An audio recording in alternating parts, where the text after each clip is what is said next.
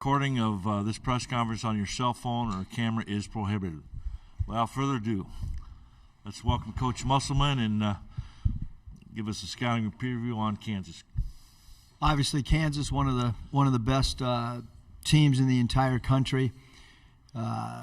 They do a great job sharing the basketball, moving the basketball. One of the highest assist teams, 16th in the country in assists. Great basket cutters. Great movement without the ball. They do a great job setting flare screens. Star players in Grady Dick and obviously, Wilson, and then great point guard play. You can see that this is a ball club that's got clearly defined roles. Their starting five is as good as any starting five in the country, if not the best starting five in the entire country. Take questions at this time. Across the aisle there.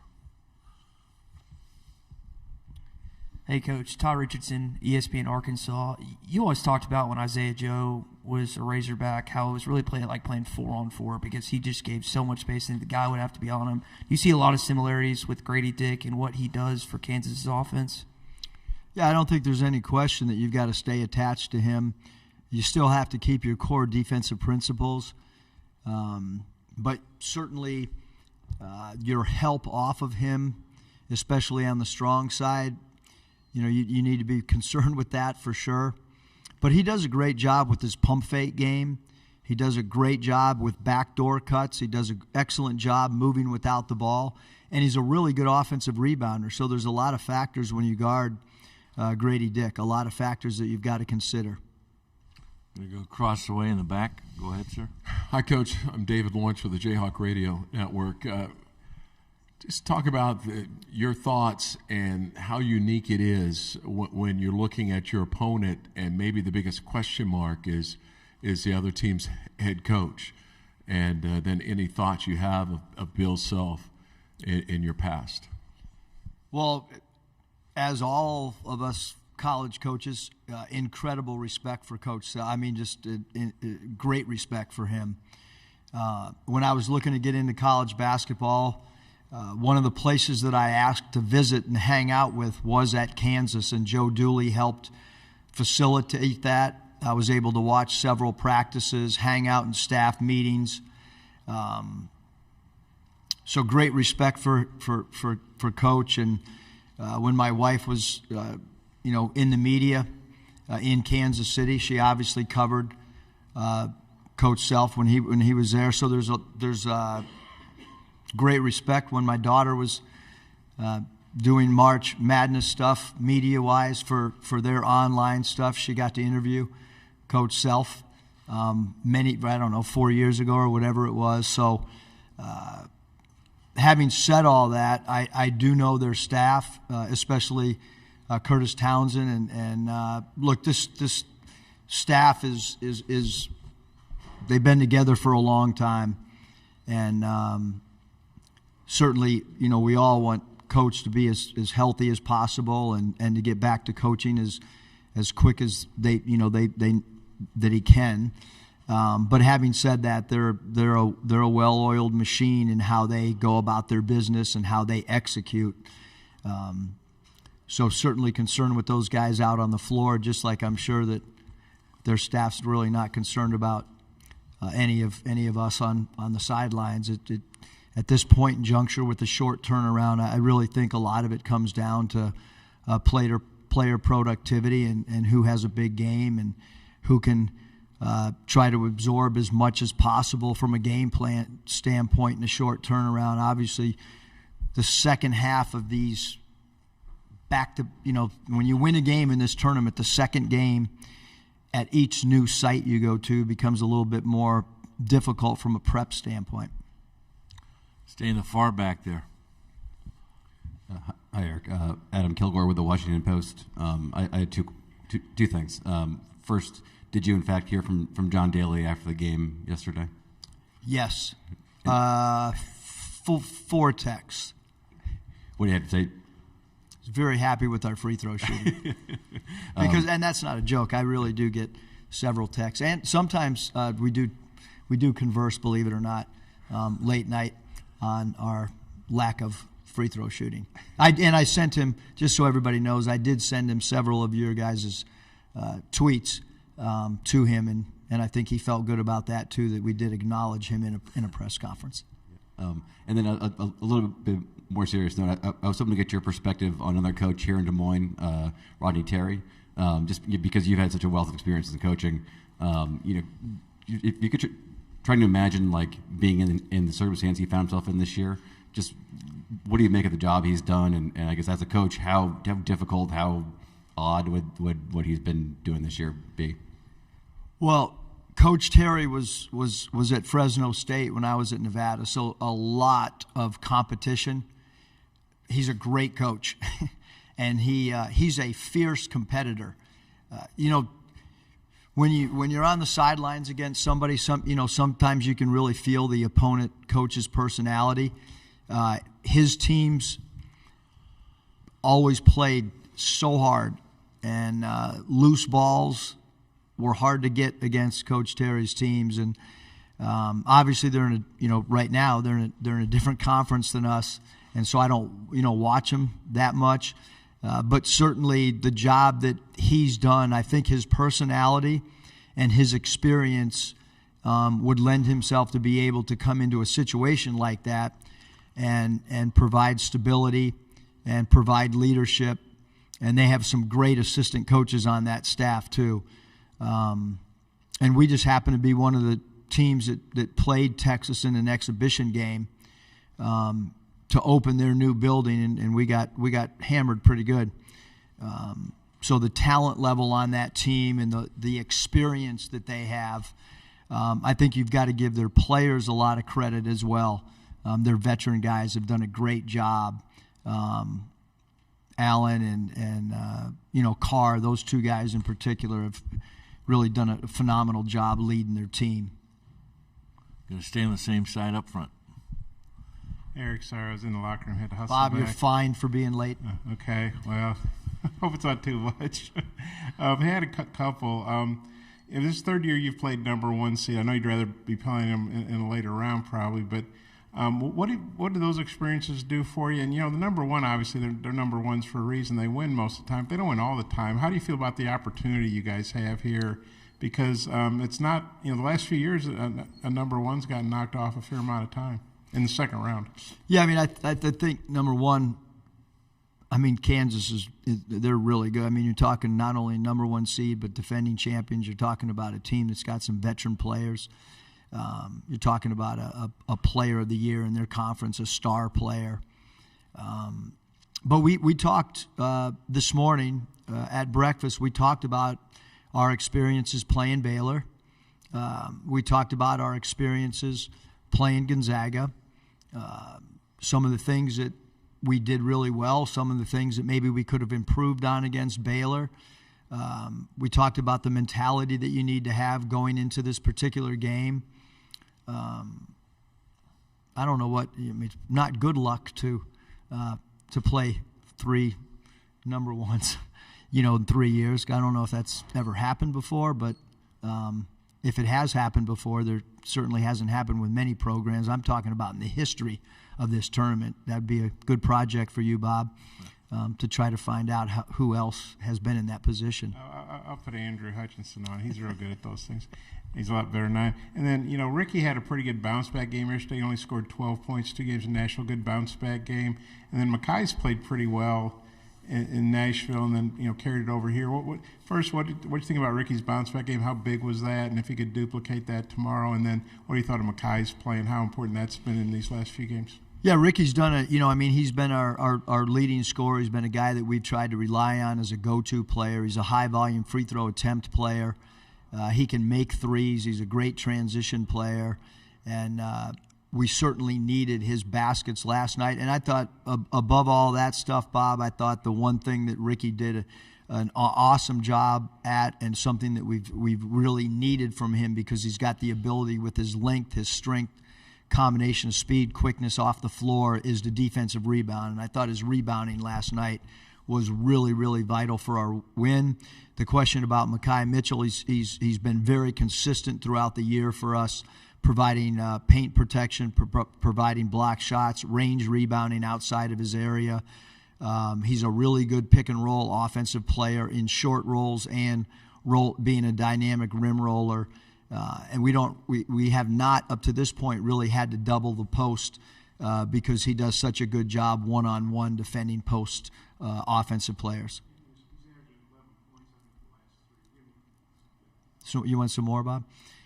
I mean, he's played great the last 3 games. I think he's feeling more and more confident in the system. I think he's rising to the occasion of big games. And, that's what you want from one of your older players on your roster. You want those guys to, as we get to this time frame and every game becomes a win or go home type situation, you want a guy like that to play at a high level. Stay on the same side on the aisle. I asked Kevin McCullough, who was in here earlier, who played at Texas Tech 2 years ago, what he remembered about Arkansas. He mentioned Hinkle Fieldhouse, playing Devo.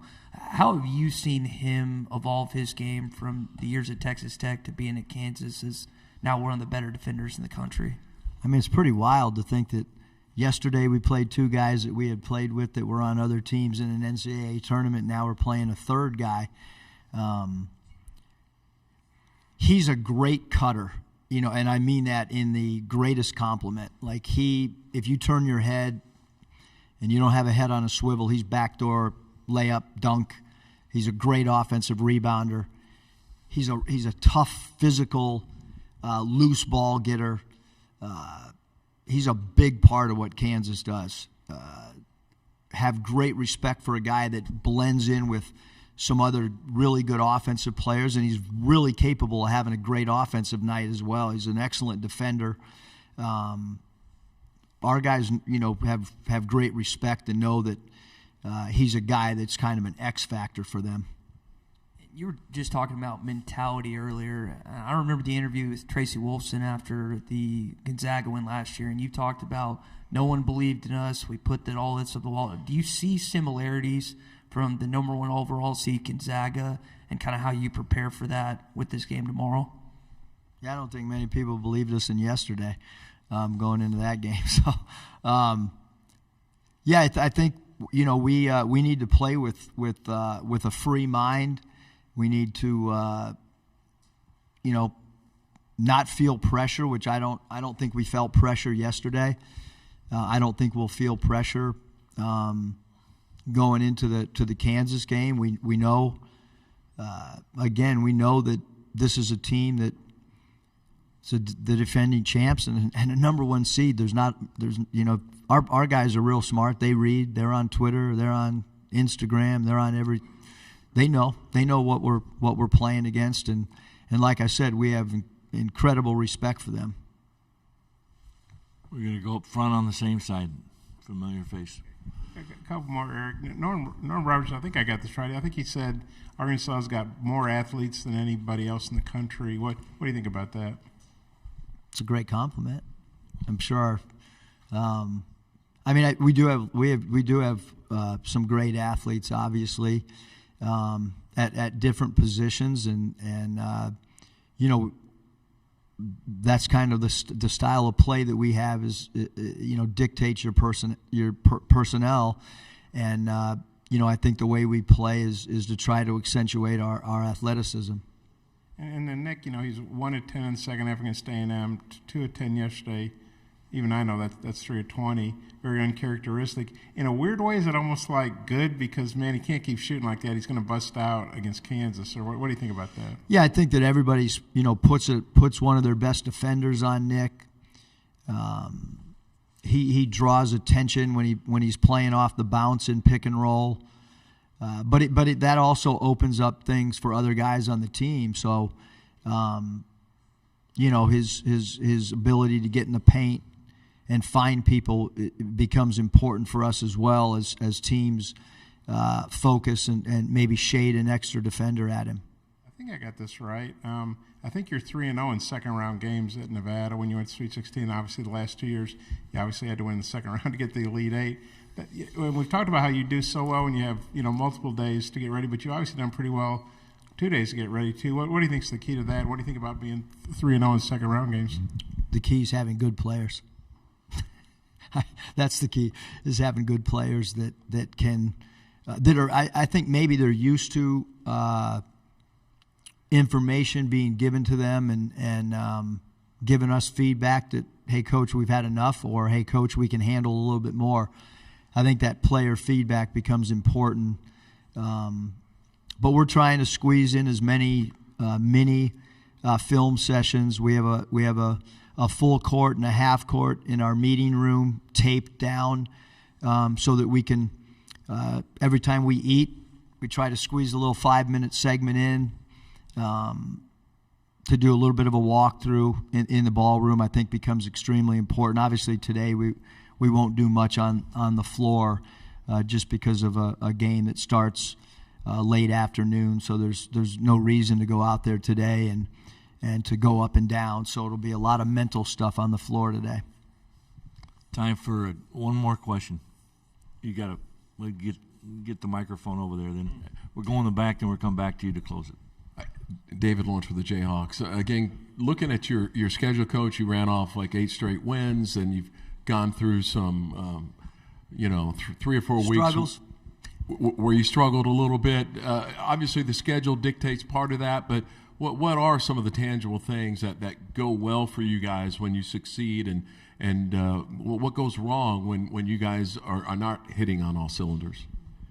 Well, I think if you look at some of the games that we've lost, they've been true road games. Early in the SEC schedule, we struggled because I think it was just kind of new. We had played home games, and then we had played neutral site games in Maui. One of the best players in college basketball, Trevin Brazil, goes down with a knee injury. Nick Smith's with us for a little bit, or he's not with us to start. Then he's with us for a little bit. Then he's out. Then he comes back. I think any team with college-age student athletes, there's a lot of stuff going on, and you're trying to balance it. I thought yesterday was as good a game as we played all year, and I said before we started our Illinois prep that I thought we were still a ball club that's getting better.